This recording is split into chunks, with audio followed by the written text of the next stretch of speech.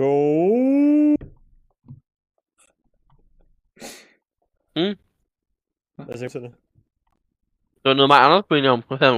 I er så vilde, drenge. Var hun sådan, ja? I var vilde med, at... Hvordan fanden tror du siger, som du var født, bro? Var hun vild med ideen om, at man nok en 3-årig med babygrød? Ej, det ser vi ikke til. Ja, nå, okay. Nej, det er ikke også faktisk. Hot take, du ved, min kæreste var ikke sådan er det, ikke? Og hun har menstruation, men jeg vil gøre det alligevel, fordi jeg er ligeglad.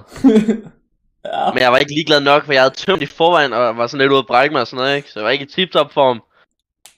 Men det er fint nok. Og så, da hun flytter sig fra mig, der er der blod over det hele, og der smider jeg bare suppen. Jeg kigger ned ad mig selv, der er blod i mit pikhoved, og så brækker jeg mig bare. Altså på hende. Nej, jeg nåede at løbe. Men puha, hvor har jeg aldrig haft det dårligere. Jeg ved ikke, hvad der skete. Men lige pludselig, da jeg bare så, at det blod der også på hende, og det var ned i min røvspræk, og så det brækker jeg mig. Og det er jo dårlig stil, fordi det sender jo et signal, ikke sådan, fuck, du er klar med dit menstruation, det lyder, ikke? Men det er jo slet ikke sådan, det skal være, men jeg kunne bare ikke gøre noget, jeg var så lige ved at kaste. Eller jeg kastede det suppen. På grund af bare, prøv at se, du kigger ned ad dig selv, ikke? Kigger ned i hullet i din tidsmand, og der var en anden pis blod med sådan nogle klumper. Ikke klumperne. Klumperne smager bedst, bro. Nej. Det er ikke sådan, det er smagen. Det er ligesom i syltfærden, når du finder jordbærstykkerne, bro. Der er ikke noget bedre. Ej. Hot take. Ja. Fuck, det var ikke så lækkert for mig. Det var ikke så Det er lækkert. ikke så lækkert for hende, men altså. Hvad sagde Nadia egentlig til? Jamen ikke så meget. Jeg sagde undskyld hos nej, men jeg forstår det godt. Så sagde jeg, ja, det gør jeg fandme også, man. Jeg forstår det godt til hende. Og hun skulle, jamen jeg var da sød, fordi jeg lå hende låne toilettet, ikke? Fordi hun skulle ligesom vaske sig selv. Så jeg ikke stod i maven med dilleren fyldt med blod og var brækket mig. Bro. Havde en nabo set det der, så ja, det er scarred for life, bro. Min lille diller fyldt med blod, jeg var blod ned ad underlivet, og så var det bare så at kaste suppen. Fuck, det er klart. Det er rent faktisk fucking klamt, ja. Men man skal ikke sove på det, bro. Men altså, Respekt, Frederik. men det er jo godt at opleve sådan nogle ting, fordi man bliver ligesom tættere, gør man ikke?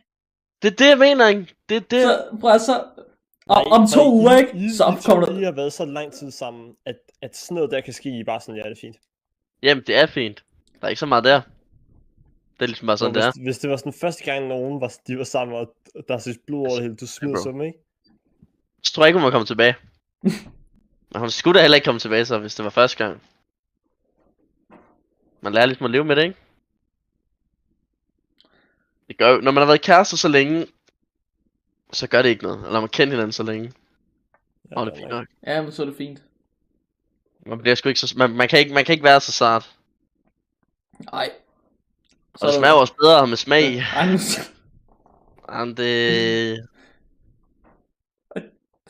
Hot take. Så hvis man går ned og slikker, og man bare begynder at kunne mærke, at det kommer strømmende, så er det bare åben mund og tyk. Bro. Jo, Sådan en tredje gang menstruation, jeg er ligeglad, det er bare ekstra smag. Tredje gang menstruation, det er lige meget, så gør blodet bare, at den nemmere kan komme ind. Nej. Det er crazy, det er en ond verden, vi lever i, der du. Jamen, jeg kan synes, det er kæde på det. Nej, hvad skal man have på? Skal man have på en joke? Skal man have på et hot take? For at tage den joke, jeg er 100% seriøs. Ej, den eneste gang, jeg blev sødt, det var da hun tog trøjen af, og sagde klip det chat, fordi hun tog patterne ud. Så var hun ikke glad. Det er fordi hun sagde, det er fordi hun tvang mig nærmest til det, fordi hun selv var sådan, der var en TikTok om det, ikke? Hvor det var sådan, jeg er blevet smidt ud på grund af, og så siger Nadia, det forstår jeg ikke, hvorfor er det? Hvorfor er hun sur over det? Og så sagde jeg, jamen, altså, prøv at forklare det, men hun var sådan, jeg forstår ikke, hvorfor hun er sur, ikke? Hende der damen. Så siger jeg, nå okay, så gik der lidt tid, så tog hun jo trøjen, at vi skulle sove, så sagde jeg det, så blev hun fandme sur. Så gav det mening jo. Det kan jeg jo ikke. Altså, kan man bebrejde hende? Det jeg mangler nu, ikke? Det er for eksempel sådan, hvis hun nu for eksempel, jeg klasker hende i røven og siger, splitte min bremsejl eller sådan noget. Det er splitte min bremsejl, ikke? Det er så seriøst. Splitte min bremsejl. Der går rigtig sørøver Ja, mood over Frederik. her går planken, og så piller han bare i. Det er vildt. Men altså, ja. Nej, hear me out, ikke? Okay. Så der kommer en... Du går ind i brusen, ikke? Du står der på din arbejdsplads. Du står der i kassen og hygger. Ja, Og så kommer hende her dame i kørestol forbi. i kørestol. Ja, i kørestol. Og Ja. hun er sådan virkelig bad. Ja. Virkelig bad. Hun står lidt, du ved, hun laver den der spasmeting med hånden, du ved, den der hånden op ved skulderen, ikke? Ja. Hun er virkelig bad. Havde du ramt? Ja, selvfølgelig havde det. Nå, det, jeg troede, det var noget, du havde oplevet. Nej, det kunne sgu være røgsjovt. Nej, Nej, ikke nu. Ikke nu. Pros and cons ved dværge for eksempel, ikke? Det er du klar over, at du kan seriøst bruge en kvinde i drev som dit eget, bare lidt større flashlight? Du kan få ind til alt. Det er jo... Det var bare sådan... Jeg kan ikke sige nej. En dværg lige nu kunne seriøst stå op og lave mad til mig, mens hun havde min diller i munden, mens jeg sad og spillede. Ned ad bordet. Hun var ikke engang ligge sådan uncomfortable, hun kan seriøst bare stå op. Ja, men altså... Sådan, og du kan bare tage hende og sådan kaste lidt rundt med hende og sådan noget. Altså, jeg sagde jo, at jeg kan seriøst stå op, holde hende på hovedet, hun sutter min dealer, og jeg slikker hende fisse. Bare sådan lige, sådan ude i offentligheden og sådan noget. Fucking lille. Kan bare gøre det jo. Fucking crazy take. Det er et crazy hot take. Men det er facts. Det er facts. Du kan ikke have på det. Nej, du kan bare ikke sige noget, det du har sagt, Frederik. Nej, fordi noget af det... Nu skal vi lige have crazy take fra Frederik. Ja. Jamen det er fordi, det er ikke sådan, altså det er ikke noget, jeg har ikke sagt for eksempel splitte min bremsejl under sex, altså det ville være fuldstændig kriminelt at gøre. Altså så tror jeg hun var hoppet af, og så ville der være ørken dernede, sådan jeg kunne bare høre samtidig. Man kunne høre alle sandalkritter dernede, bare stå og... men der er ikke sådan noget, men sådan ting, hvor man også bare bagefter tænker, hold kæft, jeg er en vild bass egentlig. Og man kan bare ikke rigtig dirty talk på dansk på samme måde. Fordi nej. Sådan, det fungerer, altså det... Nej, nu er der tips og fifs fra Frederik her. Hvad gør man, hvad gør man ikke? Jamen altså, jeg er nødt til at kigge på det der og sige, spyt mig i munden. Og det... Det er hun munden. Okay. Det ved jeg ikke. Men det er også det. Det er fair. Nej, det er fair, ikke? Det er fair, ikke? Men det er ikke engang, at jeg kan lide sådan noget. Hvis du spurgte mig nu, så jeg kan spytte dig i munden, og så ej, fy for helvede, hvor du klam. Skrid de lille ud. Men det er bare, du ved, nogle gange i momentet, så ved man ikke engang, hvad man selv siger.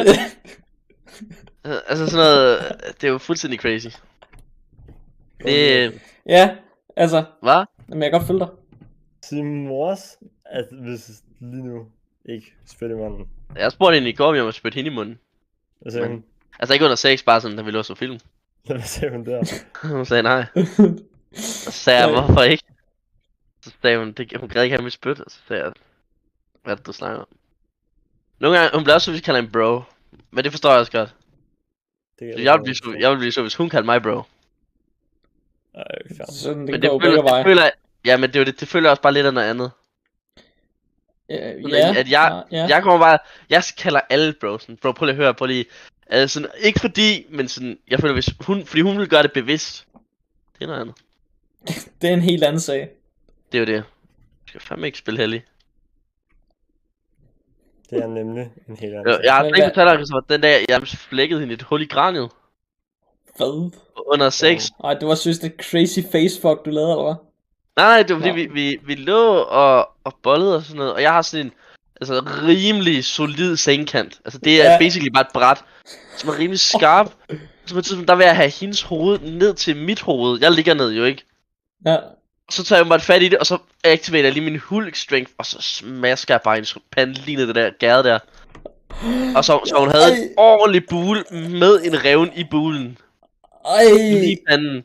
Ikke glad, Nadia. Men du kan slet ikke sove på det. Nå, og du sagde selvfølgelig, nå, men bliver vi så ved egentlig, eller... jeg spørger, hun er sådan, au, og det forstår man jo godt. Ja. Hun har lige taget et fuldstændig riffel i hovedet nærmest. Og så siger jeg sådan, er du okay? Ej, fuck det going. Så tænker jeg, mand. Så spørger jeg 10 sekunder efter, altså vi sidder stadig deroppe, ikke? Så siger jeg altså, er du okay nu? Jamen, det var okay, perfekt, mand. Det skal du ikke, det skal du ikke sige 2 gange, så. Nej, når vi er klar igen, okay, perfekt, god start. Det er godt for mig, det er godt. Er det okay? Super. Ja, det er så hvad fanden? Hvad man ikke kunne lave, bro. Jeg kunne sige dyppe min dealer i alt McDonald's mad. Og så lave det et eller andet kunst, eller et eller andet, hvad hedder det, sådan aktivisme, eller et eller andet. Du vil få... Se lige med her, drenge. Du vil få hypothermia, du stikker din pin McFlurry. Jamen, jeg har smurt wasabi ud under min forhud for 30 kroner. Nej, det er bare sjovt med mig.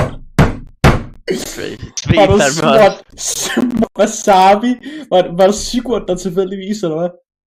Nej, det var i skolen, når vi i klassen. Nej, har du virkelig bare... Så sådan en spiseske, bare lige smøre wasabi ud af... Jeg havde sygt med, så var drengene sådan, 30 kroner, hvis du smører det på... på forhuden. Ja, så gjorde jeg det 30 kroner, det er en sandwich i kantinen. Det var Kæmpe. Hvad er det,